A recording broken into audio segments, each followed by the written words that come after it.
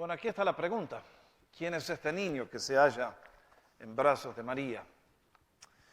Como ustedes saben, la Navidad tiene la característica que tiene aquí en Norteamérica como resultado de haber conocido a Jesucristo. Hace un tiempo hablaba con una señora que me dijo, me fui a París a ver cómo era la Navidad en París, pensando que sería como aquí en Los Ángeles, y me encontré que París estaba apagado. Le digo, bueno, no debe sorprenderse. Donde no se exalta a Jesús, la Navidad no existe. Hoy esta mañana estamos aquí anticipando, como les explicaba el viernes, una celebración que vale la pena celebrarse. Porque lo que nació no es un niño común y corriente. Lo que vino a este mundo en aquel día glorioso es alguien que supera nuestra capacidad de comprensión. Y lo que le hizo realmente nos deja mucho más que anonadados, asombrados, de rodillas, porque no hay otra actitud que uno pueda tomar. Conocer a Jesús es vida eterna. Conocer a Jesús es vida de abundancia. Y como voy a demostrar, es tan grande y tan maravilloso que es imposible ser explicado. La única manera que podemos responder ante Él es en adoración y en rendición completa de nuestra vida. Pero uno entonces se hace la pregunta, ¿qué niño es este? ¿Vale la pena depositar nuestra fe en Él? Si Él no es quien dijo ser, construimos en un fundamento de arena. ¿Vale la pena adorarle? Si Él no es Dios hecho hombre, entonces somos supersticiosos e idólatras. Pero confío demostrar con este gran pasaje que les acabo de leer, que lo que el escritor afirma aquí se ha quedado muy corto en comparación a todo lo que Jesús es e hizo por nosotros. Sin embargo, aquí tienen una síntesis magnífica que resumen quién es Jesucristo. Cuando ustedes y yo nos acercamos a este párrafo increíble, encontramos más o menos algo como lo que hizo Beethoven, ¿se acuerdan? Tan, ta, ta, tan, ta, ta, ta, tan. Tercera sinfonía. ¿Por qué comenzó así? Para captarnos la atención y decirnos lo que viene después es algo que ustedes tienen que escuchar, pero ahí va la introducción. Y si usted lee la carta a los hebreos, va a encontrar que es una carta como una sinfonía. Como les decía hace un instante, nos habla de Cristo de una manera tan notable. ¿Qué nos dice acerca de Él? Bueno, vamos por partes. En primer lugar, cuando yo me acerco a este pasaje, en el primer versículo encuentro de que Dios ha estado en el negocio de la comunicación. ¿Se había dado cuenta? Muchas veces nos encontramos que el ser de Dios, al ser espíritu, y como Él no habla audiblemente y nos dice todas las mañanas, hola, buenos días, aquí estoy yo, pensamos que Dios está mudo. Y sin embargo, aquí el escritor nos recuerda que Dios no ha estado ni lejos ni en silencio, que más bien ha estado continuamente comunicándose con nosotros. ¿Cómo lo ha hecho? En primer lugar, cuando uno mira la Biblia, nos recuerda el Salmo 19, si quieren escuchar la exposición que hice hace unos años atrás, nos va a recordar David que la creación es un mensaje poderoso y elocuente de la grandeza de Dios, que es un despliegue de su gloria. Pero que Dios no se quedó solamente contento con darnos a conocer su poder, sino que nos declaró su voluntad. Para ello llamó al pueblo de Israel y le dio el conocimiento del Dios verdadero. Allí en el monte de Sinaí les dio el mapa para la vida, el manual del fabricante, cómo ustedes y yo deberíamos vivir para vivir vidas de abundancia. Y por eso nos dice, en el tiempo pasado nos habló por los profetas. Moisés, que recibió esa revelación, fue el primero de ellos, pero no fue el último. Cuando ustedes y yo recorremos las páginas del Antiguo Testamento, encontramos que Dios habló a Isaías para mostrarle otros aspectos, que habló a Amós para despertar a una generación perdida. Y a lo largo de todos los siglos que precedieron a la venida de Cristo, Dios habló muchas veces, no una sola vez. Nos habló de diversas maneras, dice el escritor aquí, utilizando a sus siervos. Y habló a distintos grupos de personas, nos dice, le habló a los padres.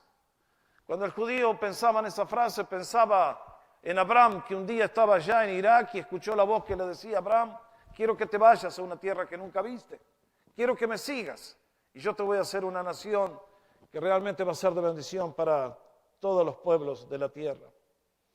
Y nos dice que Dios habló en el pasado, a lo largo de todos los siglos que precedieron a este libro bendito. Dios habló a su pueblo y a la raza humana mediante su pueblo muchas veces. Pero ahora dice aquí el escritor, pero en los versículos 2, en estos postreros días, marque la palabra postreros, quiere decir en estos últimos días, en estos días finales. Quiere decir que lo que Dios dijo en Jesús es la palabra final. Después de Él no hay más nada. Es la última vez que Él ha hablado a la raza humana revelando su carácter y su obra y su ser. Es por eso que son los tiempos finales. Es por eso que el Señor nos dice que en estos tiempos su Hijo es la palabra final de autoridad para la raza humana. Todo esto está contenido en esta afirmación notable. Y es por eso que cuando uno ve lo que está diciendo aquí es que Dios se ha dado a conocer, que se dio a conocer progresivamente en distintas etapas a distintas personas declarándonos su ser, su voluntad, su plan. Pero que ahora finalmente la plenitud de su ser y su revelación se ha dado a conocer en Jesús. Y que no hay nada más grande, ni más glorioso, ni algo que le falte a la revelación de Dios, porque en Cristo está todo. Me llama la atención el primer villancico de Navidad. Lo cantaron los ángeles, cuando dijeron, gloria a Dios en las alturas, y en la tierra paz, buena voluntad para con los hombres. ¿Qué mensaje? El mensaje de Navidad es que porque Cristo vino a este mundo, el nombre de Dios debe ser glorificado y para los seres humanos hay una esperanza de algo que nos ha eludido desde el día 1 cuando entró el pecado y es que nuestro mundo no conoce la paz verdadera. Y la Navidad implica de que Cristo nos ha hablado, nos vino a hablar y vino con una misión de paz y de buena voluntad hacia usted y hacia mí. Y entonces el versículo 2 nos introduce a la persona que es la última palabra de Dios, a la persona que es la última revelación de Dios. Y fíjense las afirmaciones que va a hacer a partir del versículo 2. Nos va a contestar la pregunta, ¿quién es Jesús? Y para eso va a hacer 5 afirmaciones, una más notable que la otra. La primera afirmación en cuanto a quién es Jesús nos dice versículo 2, en la segunda parte, a quien constituyó heredero de todo. Hello. Qué frase tan interesante. Note bien. A partir de este momento, el escritor nos va a presentar a Jesús como hombre. Lo que él hizo como hombre. Dios, creador, infinito, eterno, espíritu, inmutable, como tantas veces lo he dicho. Él existe desde la eternidad. Ese es su ser.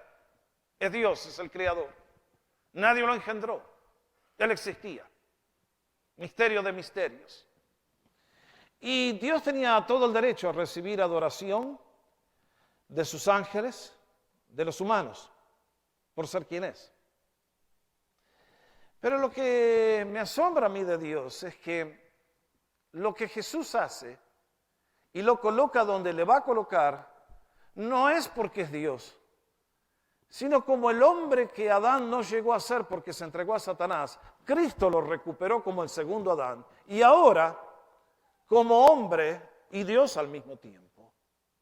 Es Él el que recibe algo que antes le pertenecía por ser quien es y por el poder que tiene, pero que ahora lo ha heredado por el amor que nos demostró al hacer lo que hizo. ¿Me pueden seguir? ¿Entiendo? ¿Está clarito? Cuando nos dice que es el heredero de todo, nos dice que lo que Él creó ahora pasa a ser de Él doblemente por lo que Él hizo por nosotros. Ustedes y yo, para heredar algo, tenemos que esperar que alguien muera. Y lo que Cristo hizo mediante la obra que concretó en la cruz fue lo que le dio a Él la autoridad y el derecho que tiene en el día de hoy. Y es recibir adoración de cada ser humano. Segunda afirmación que hace, dice, es que Jesús es el creador del universo. Bueno, esto sí que es un tema apasionante. Allí en la pantalla van a ver la portada de un libro que honestamente se los recomendaría a todos los que lo quieran leer.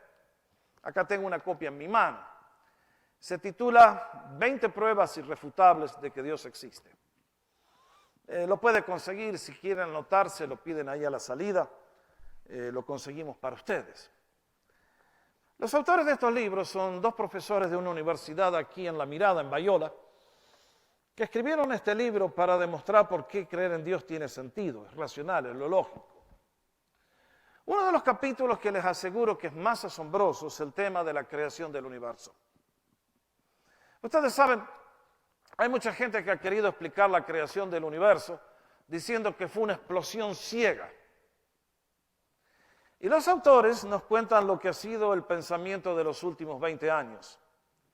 Y es de que The Big Bang Theory, como lo decimos, la teoría de la gran explosión, después de todo es cierto. Pero no es lo que los científicos ateos dicen que fue una explosión dañina como la bomba de Hiroshima, sino que fue una explosión increíblemente precisa y calculada. Y si usted lee el capítulo, se va a asombrar con los datos que dan. Por ejemplo, cuentan que si la energía que Dios creó hubiera sido un poquito más fuerte o un poquito más débil, los átomos no se hubieran unido y el universo no existiría. Nos dicen que si la fuerza de gravedad hubiera sido un poquito más fuerte, un poquito más débil, los planetas se chocan entre ellos, millón de cosas, las galaxias no existirían. Y así van dando ejemplo tras ejemplo. Es muy técnico y yo no puedo entrar en ese detalle. Léalo usted aquí, se lo recomiendo calurosamente. Pero lo que dicen es esto, básicamente. Que el universo fue hecho a medida para que pudiera existir la vida. Que el sistema solar fue hecho a medida para que pudiera existir la vida. Que el planeta Tierra fue hecho a medida para que pudiera existir la vida. Que si Dios no hubiera sido tremendamente preciso como científico que es, haciendo las cosas que hizo, la vida no podría existir jamás. Por eso la vez pasada les decía la afirmación. No se gasten en buscar los científicos otro planeta igual a la Tierra porque no existe ese planeta en el universo. ¿Por qué? ¿Por qué hago esa afirmación? Porque, damas y caballeros, si yo entiendo bien mi Biblia, aquí a la Tierra Dios vino para formarles a ustedes y a mí, y después Él se hizo como nosotros. Cuando lleguemos al cielo, compañeros, ¿a quién vamos a ver? A Jesús vamos a ver. ¿Vamos a ver al Espíritu Santo? No estoy seguro. ¿Vamos a ver a Dios el Padre? No sé. La Biblia no me dice. Pero una cosa es cierta. En el cielo se siente un ser humano. Y por eso digo, si Dios tomó nuestra forma, ¿en cuál de los puntos de la galaxia hay otro ser humano al cual se pueda hacer como Él? Imposible. Ahora lo que nos dice es que este ser humano que se encarnó en Belén es el que con su palabra habló y ¡fum! Las galaxias volaron. Ustedes se detuvieron a pensar que en este momento ustedes estamos y yo estamos en movimiento. Que el universo se está expandiendo a la velocidad de la luz, 300.000 kilómetros por segundo. ¿Se dieron cuenta de la velocidad que nos estamos moviendo? Si nos diéramos cuenta, otra que mareíto que nos va a agarrar. Pero eso es lo que los científicos ahora están descubriendo. Y que gracias a todo eso que Dios puso en movimiento, el universo existe. Y que si de repente se parara la expansión, nos morimos todos, nos congelamos todos. Tan grande es el poder de Dios. El Creador nos asombra con el poder que Él tiene. Es por eso que hay gente que dice, ¡ay, yo no creo en Dios! ¡Oh, qué arte! Yo también entierro la cabeza en la arena y digo, los problemas no existen. Pero eso no responde nada. Hay gente que dice, ¡ay, yo no creo! Bueno, cualquier tonto puede decir no creo. Dios dice que el ser humano cuando dice no creo, no lo dice por ser inteligente, lo dice por burro y pecador. El problema de la incredulidad no es falta de educación, es amor al pecado. Cuando una persona le niega a Dios la creación del universo, y bueno, ¿en qué va a creer usted? La vez pasada miraba un video que entrevistaban a un célebre profesor de Oxford, Dawkins. Empezó el movimiento que dice, no crean en Dios, después de todo tal vez no existe, tal vez. Entonces lo entrevistaron y le dijeron, ¿cómo explica el origen de estas cosas? No sé. ¿Y cómo explica el origen del otro? No sé, pero no creo en Dios. Bueno, qué actitud tan brillante. Espero que Dawkins conozca a Cristo antes que se vaya al otro lado porque no le va a ir muy bien a Mr. Dawkins. Y acá nos dice que Él es el creador del universo, pero sigue adelante más. Es el resplandor de su gloria. Qué frase, caballeros. ¿Ustedes notaron que cada vez que Dios aparece en la escena lo hace como una luz que nos deja ciegos? Usted sabe muy bien que si se acerca a un telescopio, usted no puede mirar por el telescopio al sol porque ¿qué pasa? Nos quedamos ciegos instantáneamente. Inclusive nos dicen que no miren inclusive cuando está el atardecer allá en Santa Mónica, porque aunque esté velado, de todas maneras nos puede dejar ciegos si metemos el ojo al telescopio. Tan grande es la luz del sol, tan grande es el poder del sol. Y cuando ustedes y yo encontramos a Jesús resucitado y exaltado, lean el Cristo de Apocalipsis. Y aquel apóstol Juan que un día se recostó sobre su pecho en la última cena y le preguntó, ¿quién es, Señor, el que te va a traicionar?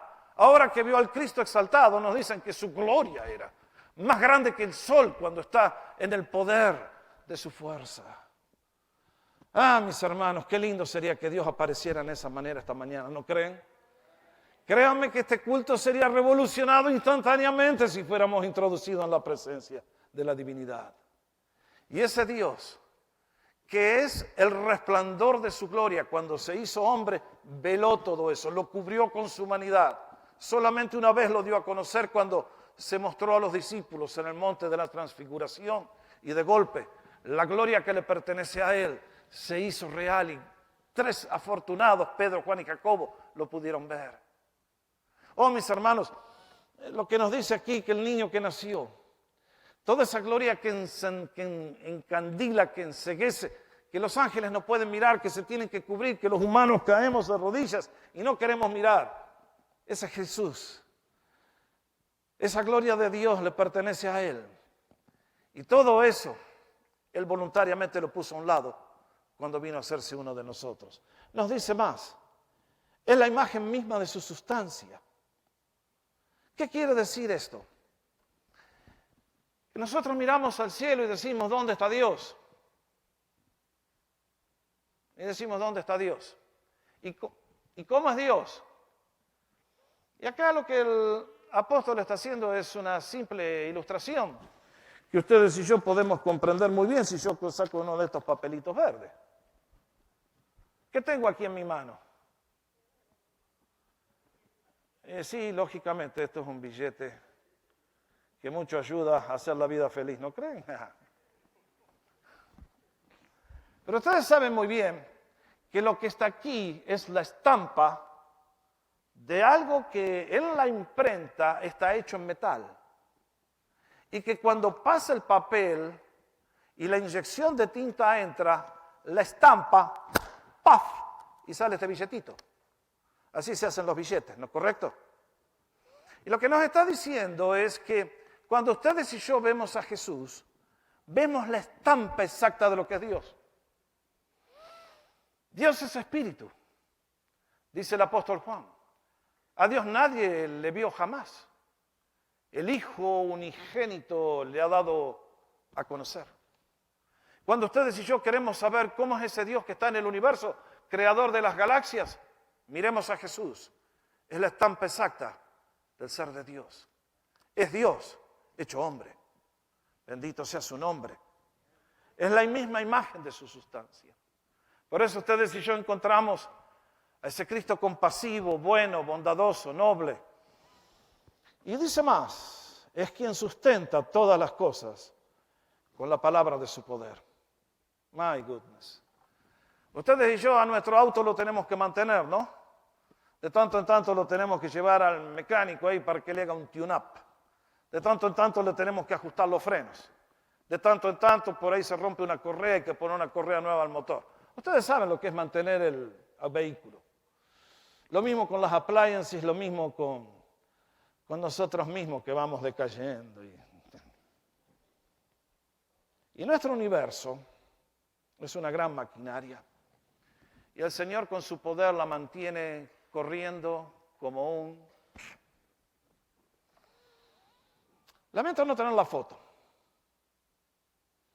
Porque leí esta historia que en el City Hall, la municipalidad de Copenhagen, Dinamarca, hay un reloj que es gigantesco y que es el más preciso del universo, que comete una fracción de segundo cada 300.000 años. Y uno dice, ¿de dónde sacó la precisión los ingenieros para hacer algo tan increíblemente preciso? Bueno, pregúntenle a los científicos, a los astrónomos del cosmos. Porque mientras el reloj más perfecto puede cometer una fracción de segundo en 300.000 años, en el plan de Dios nunca hay un solo error, ni en todos los billones y billones que componen la eternidad. Dios mantiene todo el universo con su palabra. Ustedes y yo vivimos en un mundo muy seguro. Miren si Dios fuera hispano, ¿eh? Ay. Y una mañana hace esto y a la otra mañana hace lo otro y a la otra mañana... No. Ustedes y yo tenemos 4 estaciones y... Increíble plan de Dios. Y todo lo es a Jesús con su poder. Y uno dice, todo esto está en Jesús y hay mucho más. Pero entonces, en la segunda parte, nos lleva a contestar la tercera pregunta, y es, ¿qué hizo Jesús? Vean ustedes, este ser tan notable, este ser que es el creador de la galaxia y el dador de la vida, este ser de tanto poder infinito, de tanta majestad, de tanta gloria, ¿a qué vino? Wow. Dicen, segunda parte del versículo, habiendo efectuado la purificación de nuestros pecados por medio de sí mismo. Detengan el reloj ahí. Paren, deténganse, consideren. ¿No todo bien?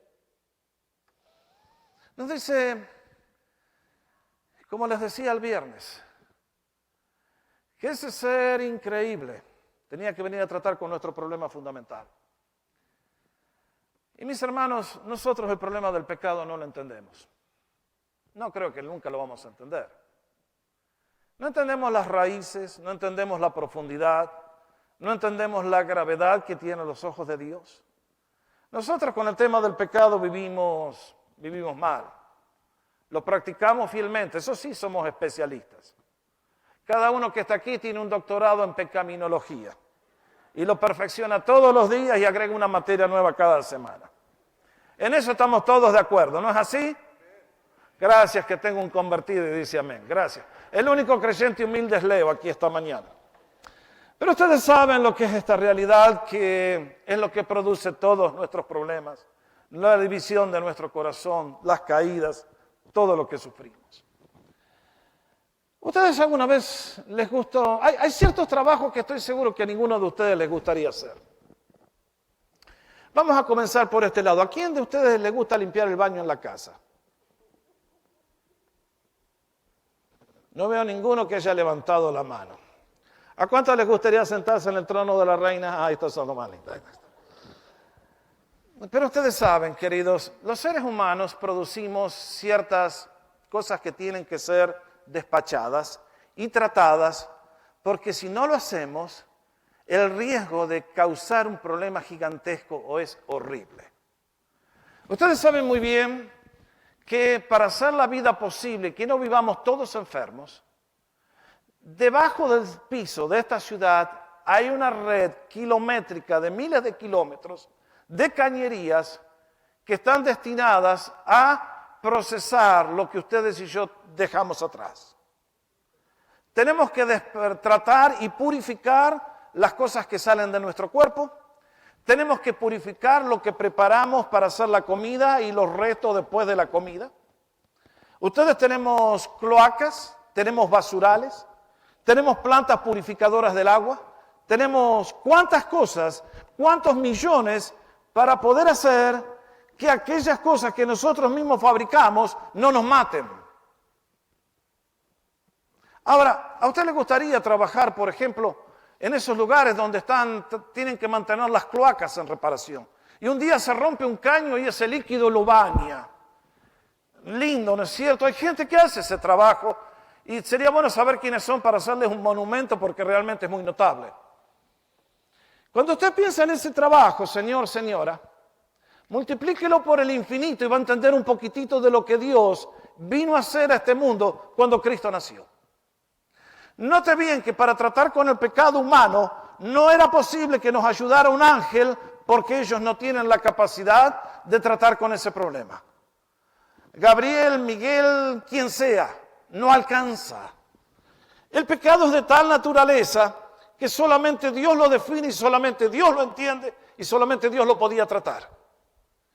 Y la Biblia nos enseña que Cristo, para poder tratar con el problema del pecado, tuvo que venir ese ser que es el heredero de todo, el creador del universo, el resplandor de la gloria, la imagen de su sustancia y el que sostiene todas las cosas con el poder, su palabra, tuvo que venir en la forma de un bebé, hacerse uno de nosotros para ir a la cruz a purificar, ¿qué cosa?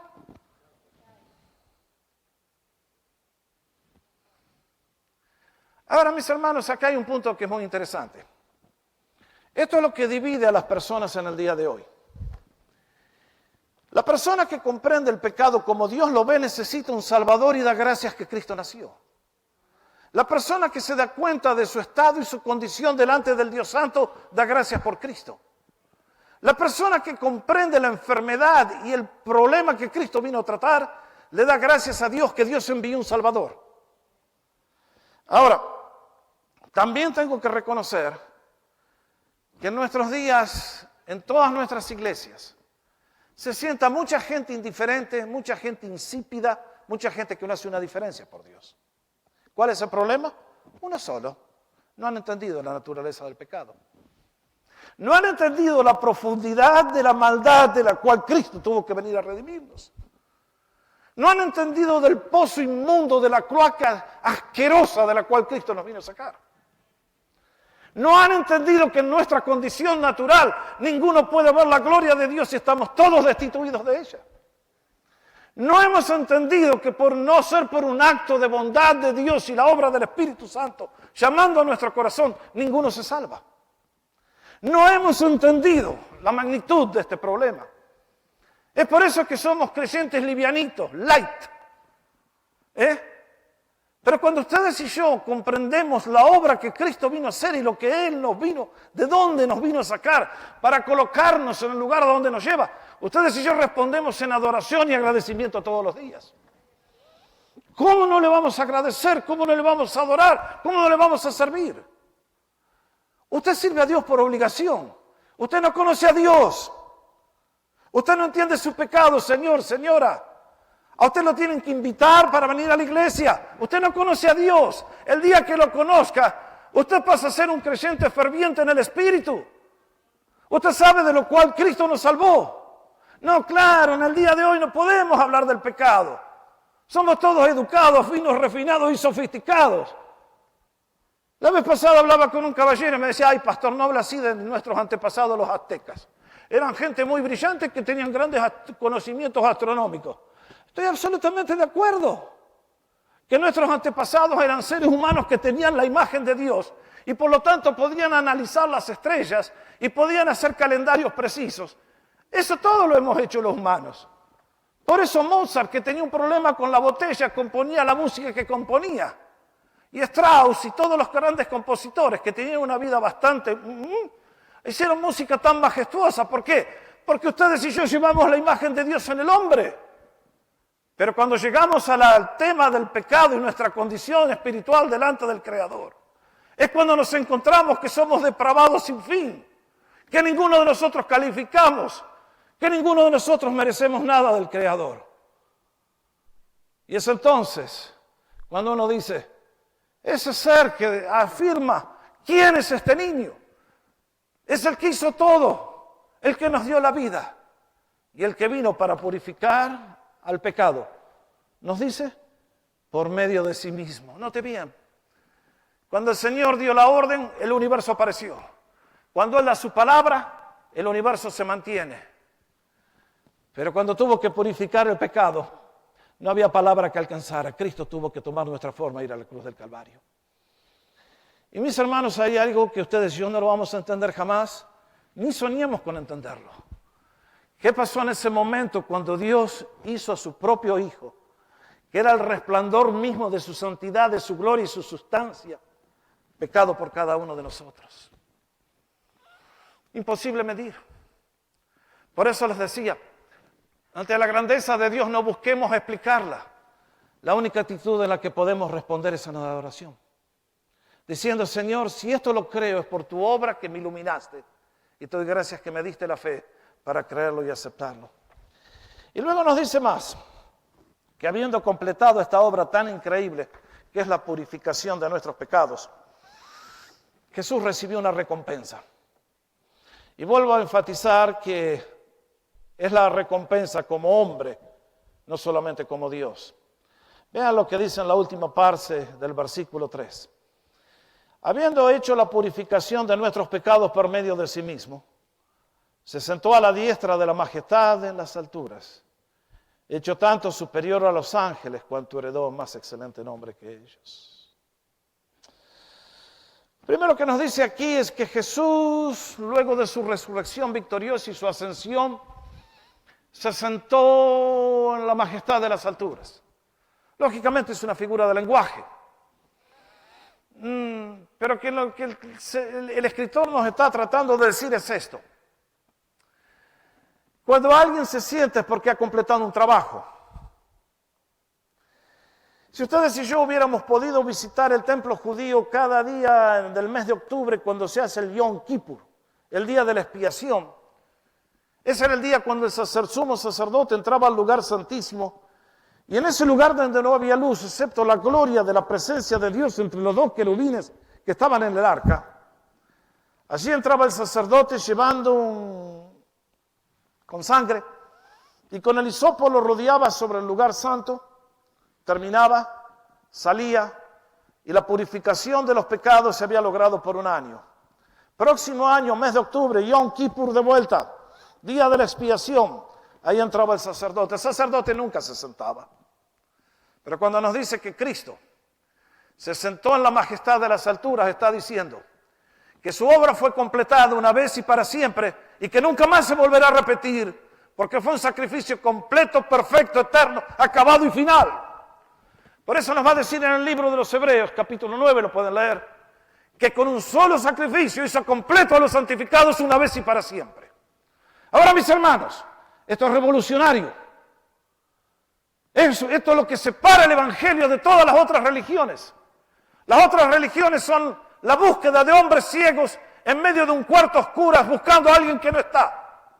Están tratando de especular a ver a dónde llego.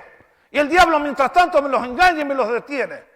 Damas y caballeros, Latinoamérica escuchó por años la herejía de que usted tiene que venir todos los domingos a participar de esto para poder salvarse.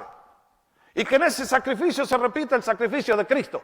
Damas y caballeros, Cristo murió una sola vez en la cruz del Calvario y con su sacrificio esa sola vez acabó para siempre con el problema humano. Satisfizo la justicia de Dios y todos los creyentes estamos libres y no somos salvos por ningún rito, sino por la sangre de Cristo que nos limpia de todo pecado. Entendámoslo. Y esa justicia de Dios, esa perfección de Cristo, se acredita a tu cuenta y a la mía cuando estamos dispuestos a creer y decirlo, Señor, tú eres mi Salvador. Y no pongo ninguna confianza, ni en mí mismo, ni en los ritos, ni en la iglesia, ni en sacerdotes, ni en pastores, ni en rabinos.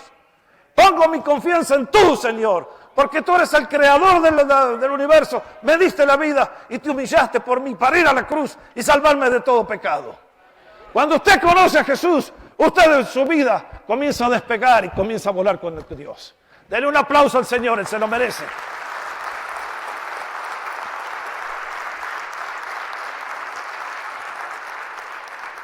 Y por eso nos dice que se sentó en un lugar de máxima autoridad. Como Dios, no, si Él ya tenía el trono del universo. Como hombre, ahora se levantó como el hombre perfecto, como el hombre que ustedes y yo podemos llegar a ser por la obra de Dios, viviendo en nuestra vida. Excepto que con esta lucha que tenemos con el pecado, no vamos a llegar a ellos sino hasta que estemos en la presencia del Señor. Pero mientras tanto tenemos un anticipo. ¿No es así? Gloria a Dios. Y también nos dice que recibió un nombre por sobre todos los otros nombres.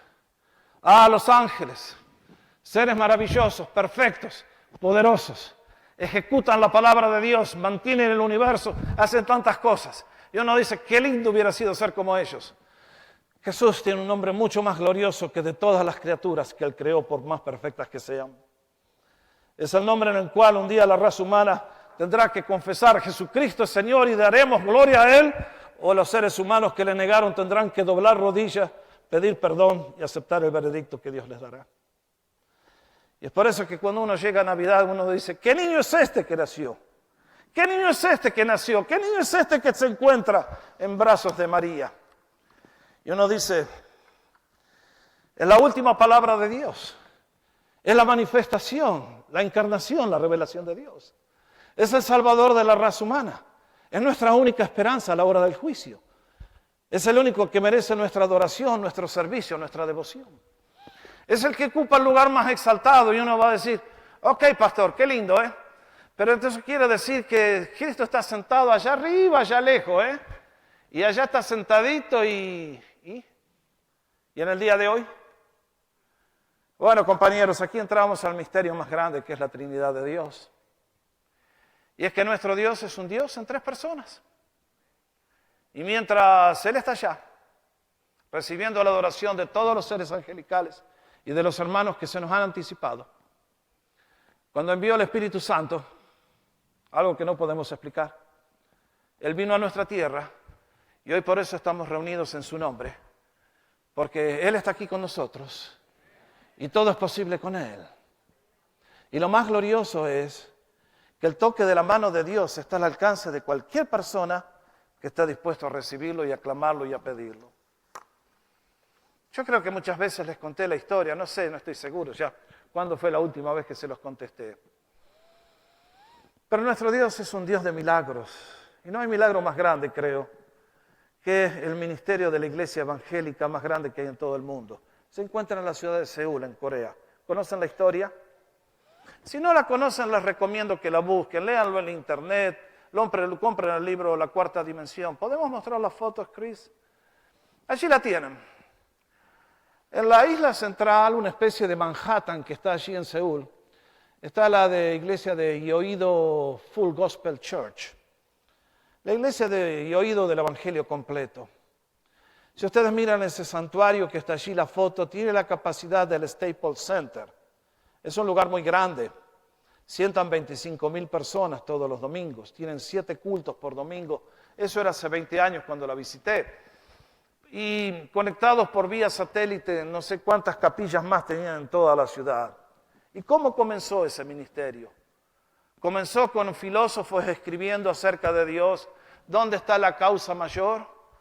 No, comenzó con ese señor que está en la foto, el doctor David Yonggi Cho. Cuando después, en plena guerra de Corea, tenía 18 años y un día, por su boca, salió un chorro de sangre. Y aquel chico, el médico le dijo, tiene la peor forma de tuberculosis. Eran los años cuando los antibióticos todavía no se habían difundido por el mundo y el médico le dijo, joven, le quedan 6 meses de vida. Escoja dónde va a morir y disfrute los últimos 6 meses que le quedan. Y este hombre cuenta su testimonio tan patético de que siendo budista, empezó a clamar a Buda que le tuviera misericordia y lo sanara. Y Buda nunca respondió. Y harto de clamarle a Buda, se le habían pasado los meses y la muerte se acercaba, comenzó a clamar al Dios que no sabía dónde estaba, pero a pedirle al Dios verdadero que le auxilie. Y tan notablemente como Dios siempre lo hace, no hizo un milagro, no abrió los cielos y le mandó un ángel. Le mandó una chica jovencita de la escuela secundaria que le habló de Jesús. Y le explicó quién era Jesús y le dejó con él una Biblia. Y le dijo, mire joven, no empiece a leer acá en Génesis porque usted se va a morir antes que llegue al Nuevo Testamento. Le dijo, comience a leer aquí en Mateo. Y el doctor Yonggi Cho lo hace reír a uno cuando cuenta la historia que empezó a leer. Libro de la genealogía. Y David, hijo de Abraham, y Abraham engendró a Isaac y dijo, ay caramba, creí que estaba leyendo la guía telefónica. Pero menos mal que siguió leyendo. Porque entonces se encontró al Jesús que vive en este libro bendito. Y un día comenzó a clamarle a Jesús que le tuviera misericordia. Y un día sintió la mano de Jesús que venía con todo su poder y lo sanó de una vez y para siempre de la tuberculosis. Y en el día de hoy, si ustedes lo escuchan, se le va a poner la piel de gallina cuando lo escuchen contar su testimonio. Como Dios lo sacó de la tumba y con ese poder lo levantó para ser el pastor de la iglesia más grande de todas las religiones en todo el mundo. ¿Dónde está Dios? Dios está aquí esta mañana, está cerquita tuyo. Él está sentado en la majestad de las alturas como hombre, pero por el poder del Espíritu está aquí presente. Y está tan dispuesto a salvarte como al doctor Yonggi Cho y sanarte y transformarte, si tú tan solo y yo estamos dispuestos a aceptar su invitación y a responder a su oferta. ¿Estás listo? Este es el Dios a quien predicamos. Es un Dios de gloria. ¿Quién es este niño que ha nacido en Belén? ¿Quién es este niño que está en brazos de María y que los ángeles le cantan y los sabios vienen a rendirle adoración haciendo un viaje tan grande?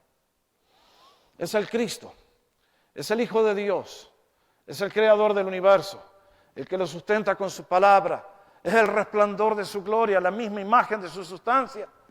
Es mi Salvador en Cristo Jesús. Por lo tanto, esta mañana quiero decirles una vez más que en este tiempo cuando celebramos Navidad, si ustedes y yo sabemos quién es este niño, Navidad es la estación más gozosa del año, porque la celebramos dando gracias y adorando y comprometiéndonos con el Señor y ayudando a Él a extender su plan y su misión y su gloria y su reino a todas las personas. Y en el proceso somos transformados nosotros, sanados nosotros y siendo un agente de su bendición para todos los que lo quieran recibir. ¿Hay mejor manera de vivir? ¿Hay mejor estación en el año que celebrar? ¿Hay algo más glorioso que la persona de Cristo en este mundo? Yo un día me voy a ir de este mundo. ¿Y qué me espera del otro lado? Los brazos eternos de Jesús que me van a recibir. ¿Dónde voy a morar? En la casa de mi Padre. ¿A quién voy a ver? ¿Quién va a ser mi amigo? Jesús que murió por mí. ¿Qué me espera a mí? ¿Qué le espera al creyente en Cristo Jesús? Un Salvador poderoso, victorioso, que por amor eterno se entregó para hacer lo que nadie quisiera hacer, para hacernos como Él es. Eso es Navidad, eso es Cristo, eso es cristianismo. Se llega a ello a través de la fe, a través de la entrega, a través de la consagración a Él todos los días. Usted hoy puede ser salvo y transformado por Cristo. Basta un acto de fe, un acto de invitación a su vida y Cristo le salva. ¿Dios le puede transformar gradualmente después? Absolutamente. Pero no importa lo que ocurra después, el día que confesamos a Cristo y le abrimos nuestra vida, somos salvos una vez y para siempre y nada nos podrá separar del amor de Cristo en Cristo Jesús, del amor de Dios en Cristo Jesús. Por lo tanto, en esta época preguntamos, ¿quién es este niño? Es Cristo, el Hijo de Dios que ha venido a darnos esperanza, salvación, perdón, renovación y transformación. A Él amamos, a Él servimos y si usted realmente le ama, póngase en pie, déle un fuerte aplauso al Señor y vamos a orar.